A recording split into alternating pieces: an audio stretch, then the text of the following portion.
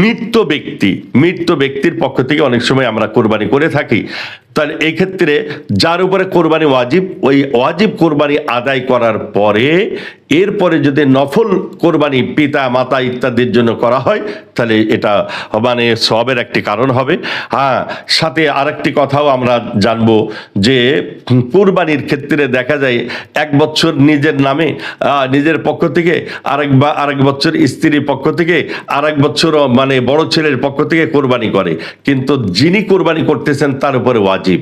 এক্ষেত্রে যার উপরে ওয়াজিব তার উপরে কোরবানি প্রতি বছরই করা লাগবে।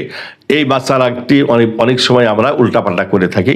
আল্লাহ রাব্বুল আলামিন কোরবানি সংক্রান্ত আরো জরুরি কিছু মাসলা মাসাইল আমরা ইনশাআল্লাহুল আজিজ সামনে আলোচনা করব। আল্লাহ রাব্বুল আলামিন আমাদের সকলকে নিয়ত সহি করে কোরবানি আদায় করার তৌফিক আল্লাহ তাআলা আমাদের সকলকে দান করুক। আমিন। ওয়া মা আলাইনা ইল্লাল বালাগ।